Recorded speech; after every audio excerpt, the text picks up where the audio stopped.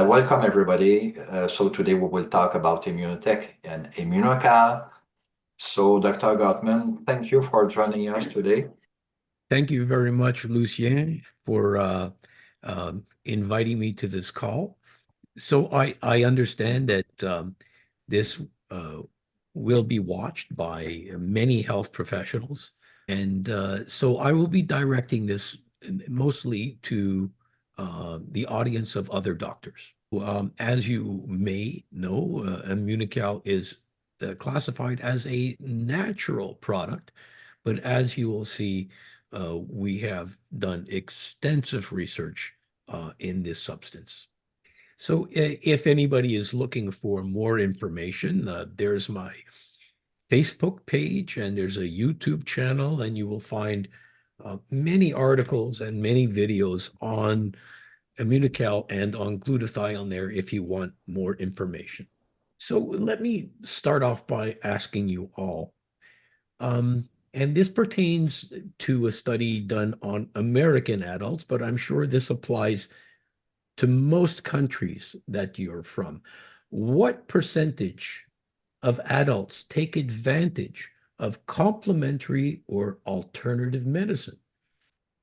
Hmm. May be surprised, but over 80% of your patients are going to be using complementary or alternative medicine.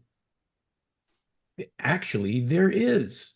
And these patients are much more likely to have a high income and to have a high education.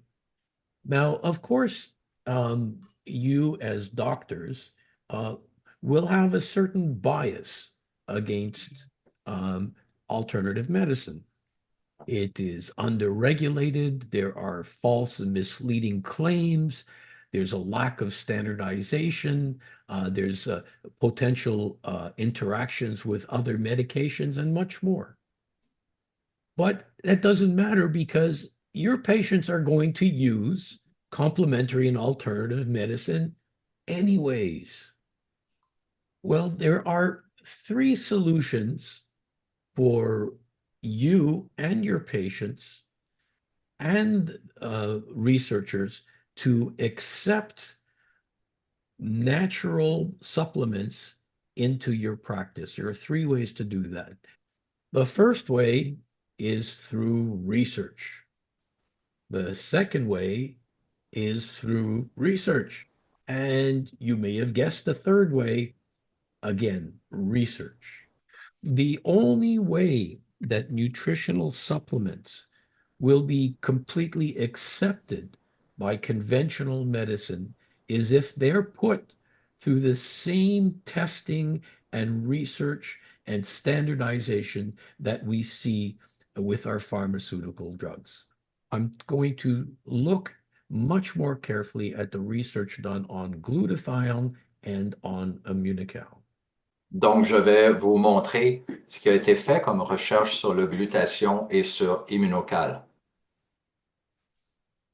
Let's just look at a little bit of history on glutathione. Here we have the discoverer of what is the Immunocal product, Dr. Gustavo Bunos. Ici, nous avons le découvreur de Immunocal, le Dr. Gustavo Bunos. He is the first person to come across a natural protein that raises and sustains glutathione levels in the human being. Dr. Bunos has received many prizes for his research.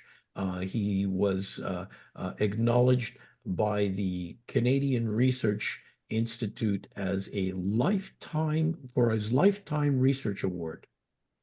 The co-discoverer of Immunocal is Dr. Patricia Kongshaven. She's actually known as the grandmother of clinical immunology. She wrote the first chapter in the first book that was generally distributed to the medical community on clinical immunology. The next person I want to look at is Dr. Wolf Droge. La prochaine personne que je voudrais mentionner, c'est le docteur Wolf-Drug. He is the first person to describe the effects of glutathione on the immune system in a living organism. He is an internationally recognized expert on free radical biology and as it relates to the aging process. He has written hundreds of articles published in international journals across the world. He also wrote major papers on Immunocal specifically. This is Dr. Mark Weinberg. He was the former president of the International AIDS Society for 3 terms. He's also written extensively on Immunocal. And finally, uh, this is Dr. Luc Montagnier. He won the 2008 Nobel Prize in Medicine for the discovery of the AIDS virus. And in one of the books that he edited, there's a whole chapter on Immunocal, not just glutathione, on Immunocal. So there are many dozens of other researchers associated with our company. These are just a few, and we're extremely proud of the type and the level of researchers associated with our company. So let me draw your attention to this slide. Um, we're looking at research studies done on glutathione. We're going to look specifically at a website called pubmed.gov. This is the major repository of research articles in the world. Any researcher is on this website every day. Most doctors who are interested in looking at original research goes to PubMed. It really is considered the authoritative website to look up original research. In 1980, there were maybe 4,000 articles on glutathione in PubMed. This year, there's over 190,000 articles on glutathione that could be found on PubMed. Let me just put this in context. There are probably 40,000 articles written on vitamin C and maybe 70,000 articles that you could find on vitamin E. So there are more articles written on glutathione than vitamin C and vitamin E put together. So glutathione will soon become part of everybody's knowledge, part of their everyday language. Now, this might be the most important slide that you're going to see today. Number one, glutathione.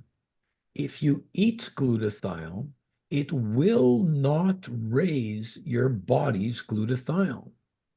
Glutathione becomes rapidly broken down in the digestive tract, and very little, if any, gets into the cell.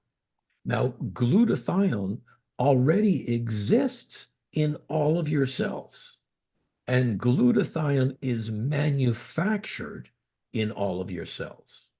So the way to raise glutathione is to feed your cells the specific nutrients that it needs to manufacture glutathione.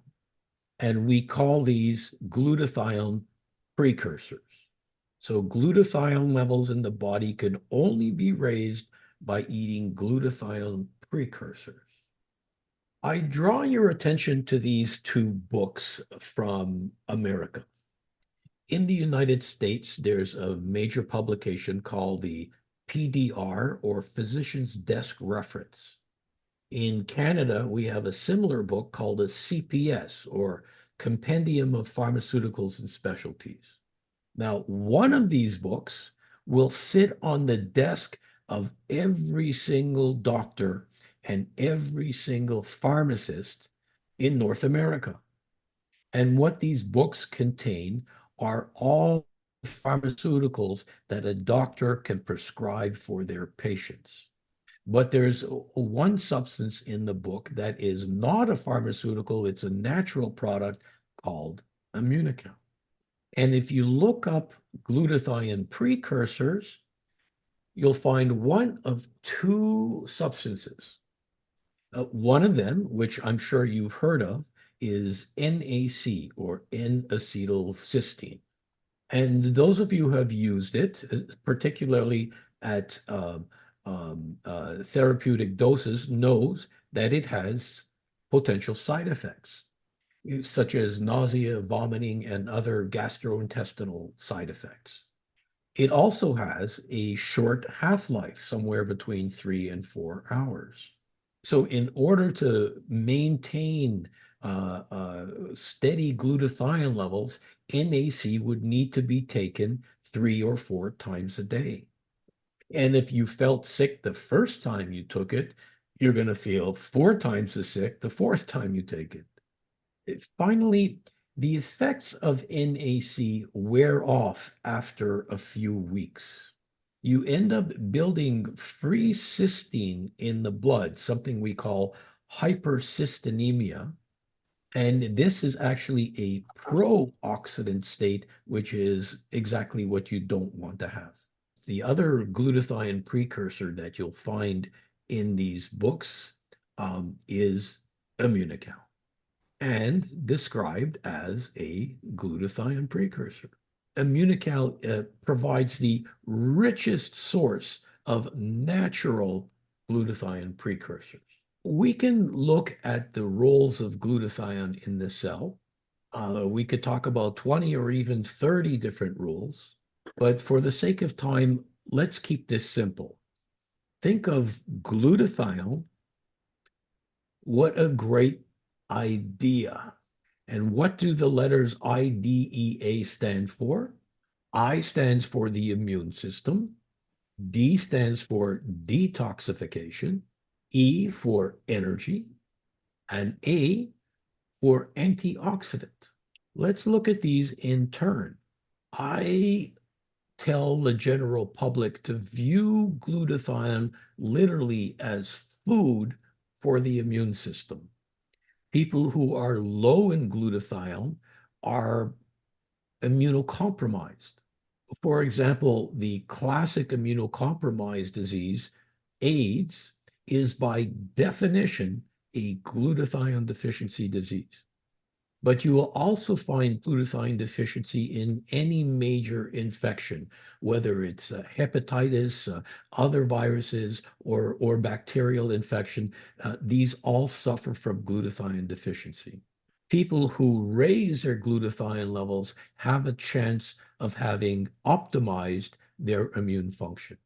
I also tell people to think of glutathione next to water. Next to water is the most important critical detoxification substance we have in our body.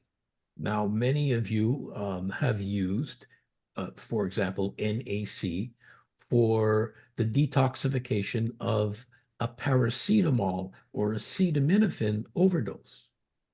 Paracetamol or acetaminophen actually is quite a deadly toxin if overdosed. In fact, it's the commonly used drug to commit suicide. By raising glutathione using the drug N-acetylcysteine, we're able to detoxify the acetaminophen and save these people's lives. So most doctors will know about the acetaminophen or paracetamol overdose, but they don't know that glutathione is also responsible for the removal of thousands of other toxins, including pesticides and herbicides and heavy metals. And really, the list is endless of the poisons that appear in the food that we eat, the water that we drink, and the air that we breathe. E stands for energy, and we could talk many hours upon this. But just for the sake of time, let me just mention one of its functions. Our mitochondria use up a tremendous amount of oxygen. And one of the results is free radical production or oxyradicals.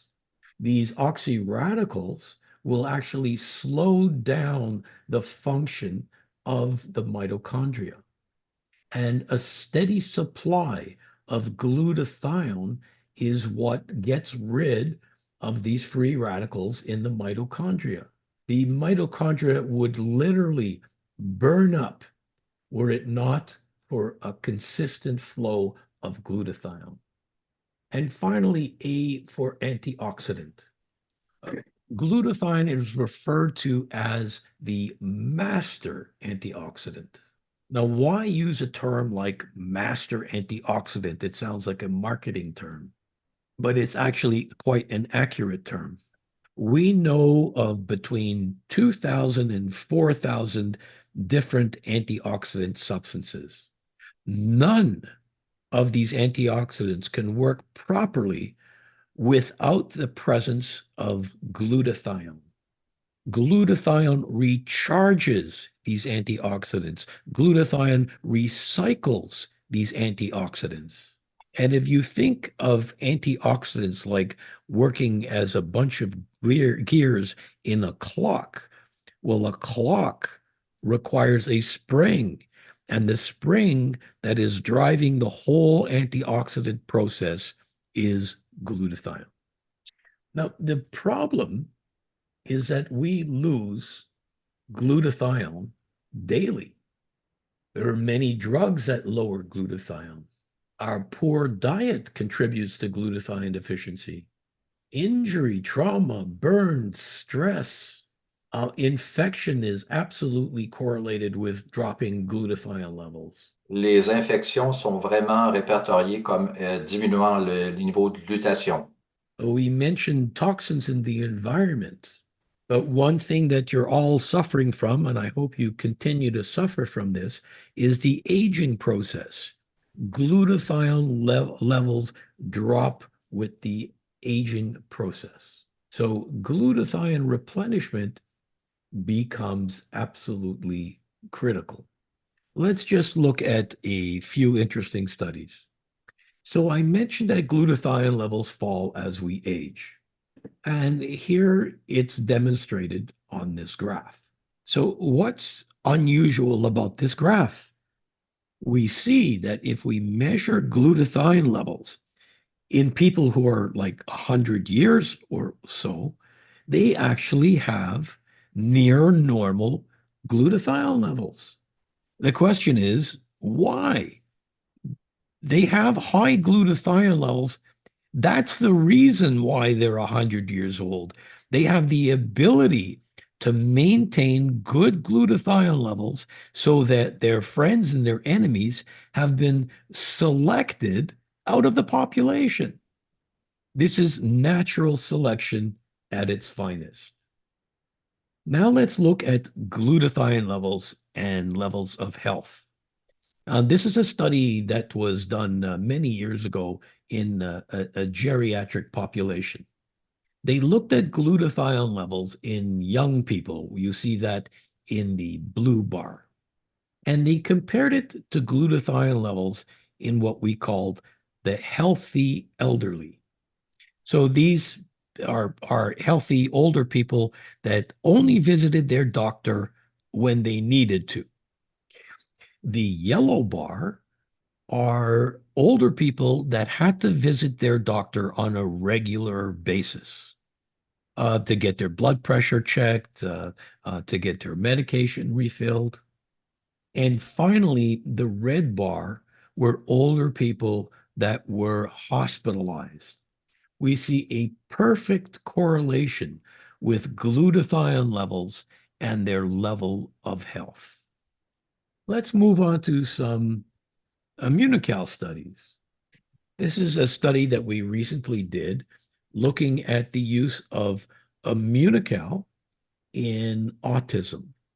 Now, I need to mention that a number of years ago, it was discovered that autistic kids a full 80% of them had decreased glutathione activity.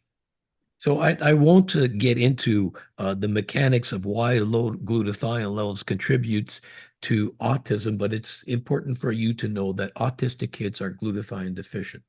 So clearly, we were able to show an increase in glutathione levels using the Immunocal. This was a double-blind, randomized human study. And not only were we able to show an improvement in glutathione levels, we were able to show improvement in different areas of behavior.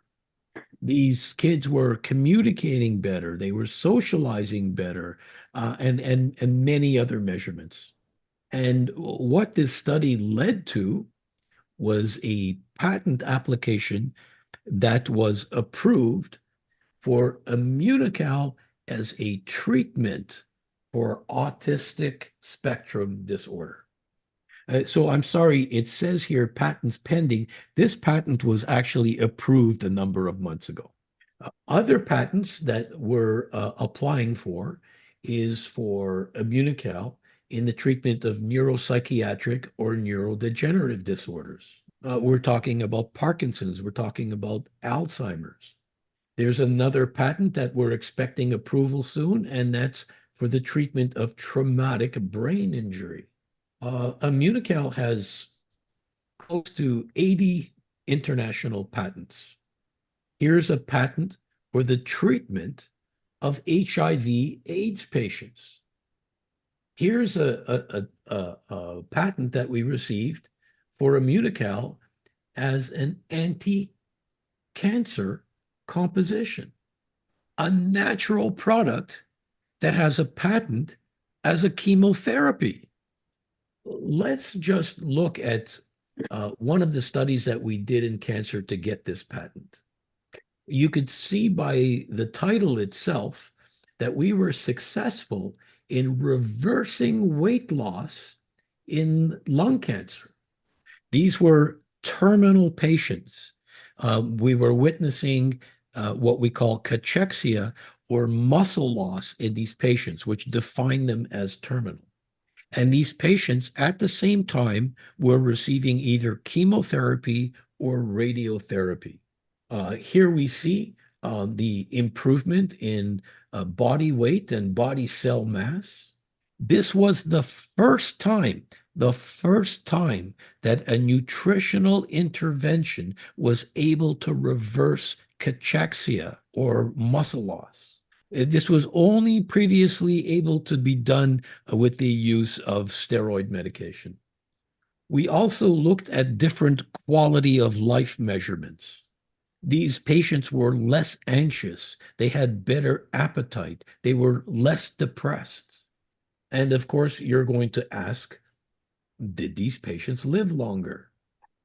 Well, we went back and looked at these patients a year after this study.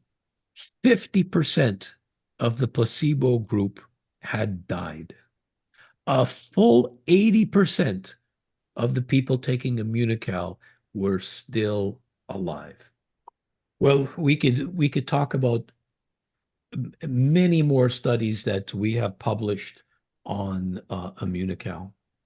Here you see a booklet with 85 studies that are published that show up in the medical literature. Actually, the current number is now up to 92 published articles. Et même aujourd'hui, le vrai chiffre, on est rendu au-delà de 92 articles publiés. And these include 23 gold standard studies, which means that they're human studies, they're randomized, they're double-blind, they're placebo-controlled. We're happy for you to examine this book. Just ask the person who asked you on the call to get you a copy. So if you're looking for a natural product that has the clinical research to show that the product works, well, then you are looking at the right place. I know you as doctors are always being asked, Doctor, can you point me to a natural product? And very often you're hesitant to do so because the research just wasn't there. Well, now you can turn to Immunocal and be comfortable that your peers have supported this product, and please use it well.